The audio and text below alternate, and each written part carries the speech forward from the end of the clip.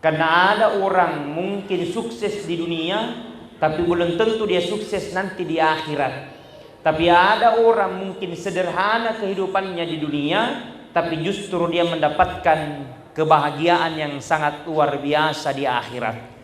Jadi agar ya punangnya soe apa yang kita miliki hari ini belum tentu kita akan mendapatkan nanti di akhirat kemudian.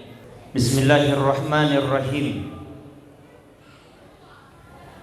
Assalamualaikum warahmatullahi wabarakatuh. Alhamdulillahi rabbil alamin. Wa bihi nasta'inu ala umuri dunya waddin. Ashhadu an la ilaha illallah wahdahu la syarikalah. Wa ashhadu anna Muhammadan abduhu wa rasuluh la nabiyya ba'dah.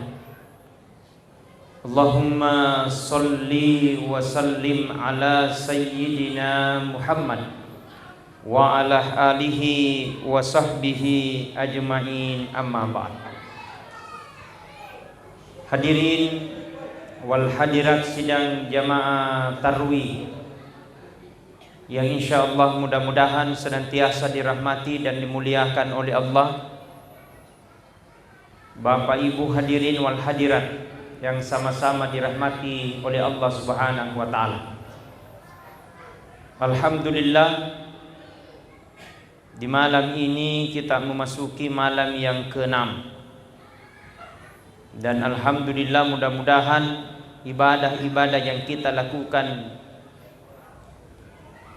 tadi sampai insyaallah malam ini semuanya mudah-mudahan bernilai pahala di sisi Allah Subhanahu wa taala. Dan puasa kita lancar dan pahalanya akan dilipat gandakan oleh Allah Subhanahu wa taala. Tentu dalam perjalanan hidup di dunia ini pasti ingin mendapatkan keberkahan. Bahasa ogina barakatna jama-jamang. Bahasa Indonesianya keberkahannya suatu pekerjaan. Jadi kita ini mengharap adalah keberkahan dari Allah Subhanahu wa taala. Karena banyak harta sedikit harta sama di hadapan Allah. Pejabat atau bukan pejabat sama di hadapan Allah. Yang akan mampu membedakan adalah bagaimana kita memanfaatkan harta dan jabatan itu hanya untuk membantu agamanya Allah Subhanahu wa taala. Maka mari kita luruskan niat karena Allah, karena segala sesuatu kita tujuan karena Allah, maka insya Allah tidak ada kekecewaan di dalamnya. Amin ya rabbal. Hadirin wal hadirat sidang jamaah tarwih yang sama-sama dirahmati dan dimuliakan oleh Allah. Maka sudah tentulah bagaimana supaya kita mendapatkan ketenangan di dunia dan kebahagiaan di akhirat. Karena ada orang mungkin sukses di dunia, tapi belum tentu dia sukses nanti di akhirat. Tapi ada orang mungkin sederhana kehidupannya di dunia, tapi justru dia mendapatkan kebahagiaan yang sangat luar biasa di akhirat.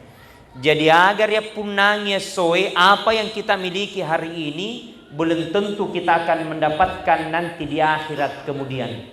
Maka bersungguhlah supaya Allah mudahkan segalanya, sehingga insya Allah di akhir kehidupannya mudah-mudahan Allah Subhanahu wa taala wafatkan kita dalam keadaan baik atau mati dalam keadaan husnul khatimah.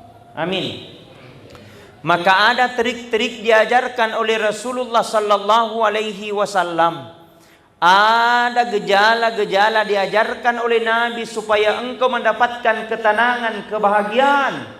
Ketika engkau melakukan itu, maka insya Allah sudah tentu akan mendapatkan ketenangan. Yang kedua, mudah-mudahan engkau mendapatkan kebahagiaan di akhirat kelak. Siapa itu? Yang pertama adalah orang-orang yang senantiasa tersangkut hatinya dan kehidupannya hanya senantiasa memperbanyak langkahnya ke masjid. Iya masjid tapai. Jadi kalau mau bahagia, mau tenang, datang ke masjid. Kalau mau sukses, coba perbanyak langkahmu ke masjid. Sukses ini tanda tanya. Kalau mau bahagia, coba perbanyak langkahmu ke masjid. Jangankan berbicara tentang duniawi, coba maki perasaan. Ya kota maki di masjid kuwa, bagaimana perasaan tak Pak?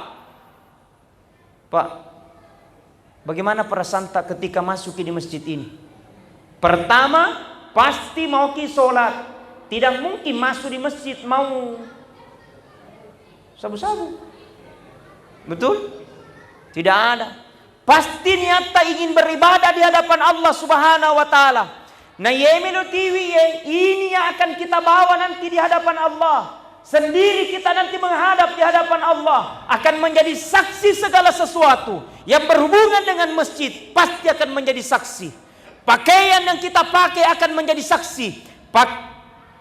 Apa ini? Sarung, lipa. Tahu lipa? Sarung. Tahu sarung? Lipa. Bahasa Ugina lipa, bahasa Indonesianya sarung, bahasa Sorongnya bodong. Ya, itu mau daripada salah-salangi. Cocok mi. Sarung yang kita pakai akan menjadi saksi nanti di akhirat kemudian.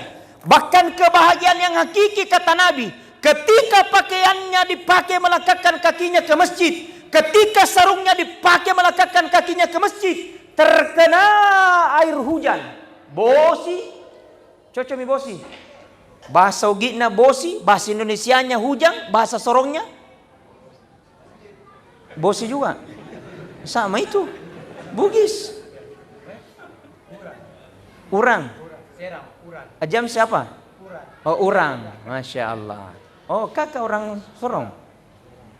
Subhanallah. Berarti bahasa Bugisnya bosi, Indonesianya hujang, bahasa Sorongnya urang. Cocok mi? Kata Nabi, apabila engkau lekatkan kakimu ke masjid, terkena air hujan kau punya baju.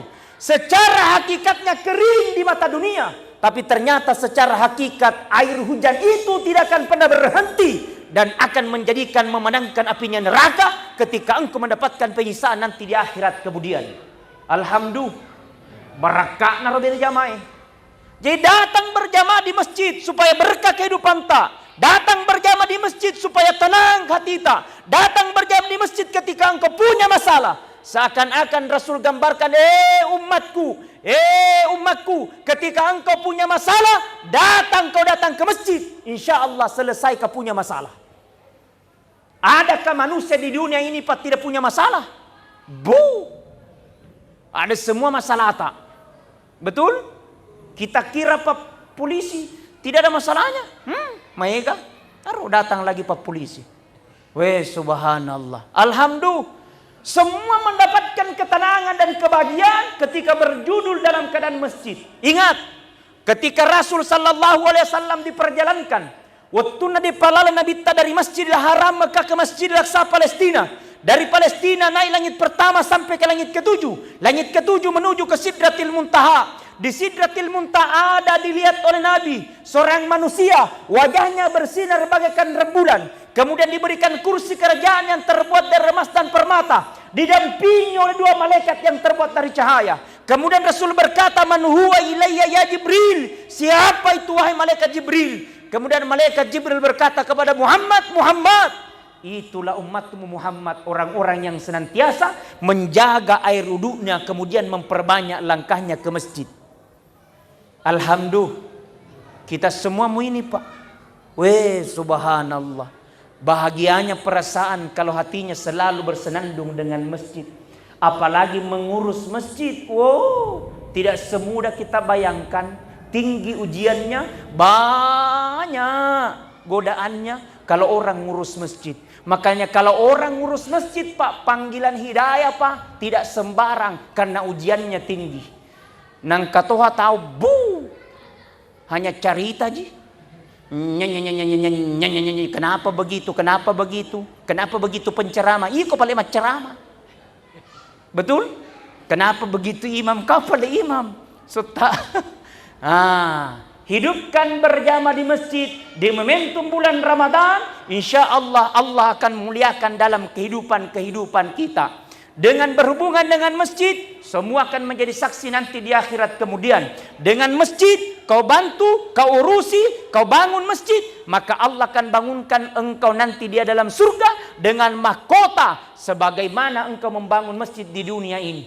Makanya Allah berikan kesempatan ngurus masjid. Gunakan kesempatan itu, betul-betul kita ngurus karena Allah Subhanahu wa taala, bukan karena atensi dunia. Ketika engkau diberikan amanah sebagai imam masjid, jadikan imammu itu sebagai amanah dan bukan hanya atensi dunia. Ketika engkau diberikan amanah oleh Allah Subhanahu wa taala di ceramah dalam masjid itu, gunakan semua itu hanya untuk atensi agama, bukan karena atensi dunia. Ketika harapan-harapan kita tergapai dan tercapai, insya Allah kebahagiaan di dunia dan kebahagiaan pula nanti di akhirat akan menanti kita. Sallallahu ala Muhammad, sallallahu alaihi, sallallahu ala Muhammad, sallallahu alaihi wasallam. Ya Nabi salam alaika, ya Rasul salam, ya Habib salam alaika, salawatullah alaika. Maka ketika masuk di masjid, Pak, jangan langsung duduk, muliakan dulu masjid. Bagaimana salah sunnat tahiyatul masjid namanya? Salat membesarkan masjid. Bagaimana niatnya? Usolli sunnat tahiyatul masjid raka'ataini ada'an lillahi ta'ala, Allahu Akbar. Tidak tahu pakai bahasa Arab, pakai bahasa Indonesia. Tidak tahu pakai bahasa Indonesia, pakai bahasa Sorong. Artinya itu niat, boleh pakai bahasa yang lain. Tidak tahu bahasa Arab, bahasa Indonesia. Tidak tahu Indonesia, bahasa Bugis. Tidak tahu isu Bugis, bahasa Inggris. Naki pusing. Ke bahasa Indonesia saja kadang segala-gala.